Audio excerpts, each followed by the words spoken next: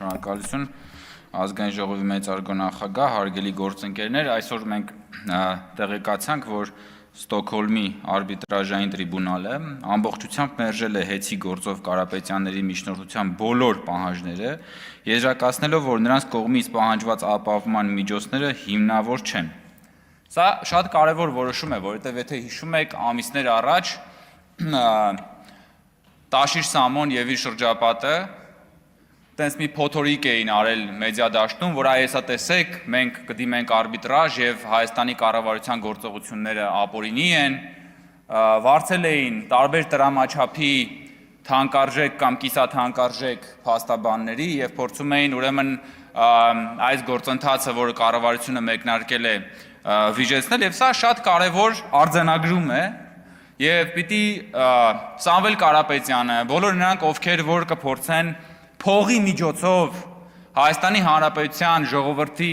կողմից ընտրված լեգիտիմ կառավարության գործողությունները սաբոտաժի ենթարկել, պիտի ականջներին օղ անեն, որ թե Հայաստանում, թե Հայաստանից դուրս պետության համը մնալու է իրենց բերաններում։ Եվ ես ուզում եմ ուղղակի հիշեցում անել, այն Հեցի այդ որ հիմա ասում են, մենք լավ մենեջերներ ենք, մենք Հեցը կառավարել ենք, մենք նույն ձև կարող ենք կառավարել երկիրը եւ փորձում են Հեցի կառավարման իրենց տխրահրճակ փորձառությունը տեղափոխել պետության կառավարման վրա։ Ես ուզում եմ հիշեցնել Հեցի կառավարման եւ Հեցի նկատմամբ հոգացության իրենց ամենագլխավոր ֆրազը, որը հնչեց Սամվել Կարապետյանի կողմից, ով ասաց, որ թքած այդ Հեցի վրա,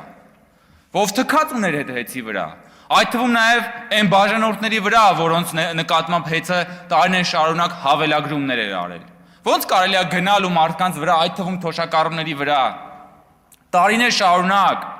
հավելագրումներ անել այն մարդկանց վրա, ովքեր կոպեկ հաշվում են, որ ամեն ամսվա վերջում իրանց կոմունալները վճարեն, եւ հետո գալ եւ էժանագին պոպուլիզմով ասել,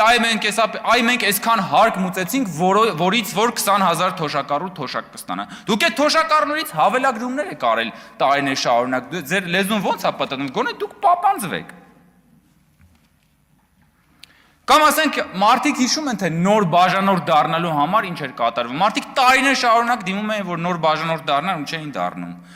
Թե մենք հիշում ենք, ինչ աստղաբաշխական գումարներ էին մարդկանցից պահանջում Հեցում ուրեմն բաժանորդ դառնալու համար կառավարության կողմից նշանակված ժամանակավոր կառավարչի որոշումների արդյունքում շուտով էականորեն կնվազի նաև ուրեմն նոր բաժանորդ դառնալու սակագները։ Այս ամեն ինչը ինչի մասին է խոսում, որ Հայաստանի Հանրապետություն, ես խեմ հատկապես այս թեմայի վրա անդրադառնում, հարգելի գործընկերներ, որովհետև հիշում եք, որ 2024 թվականին քաղաքացիական պայմանագիր խմբակցությունը Հեցի տխրահրճակ վիճակի վերաբերյալ աշխատանքային քննարկում արեց ազգային ժողովում, որտեղ որ մենք ըստ էության արձանագրեցինք Հեցի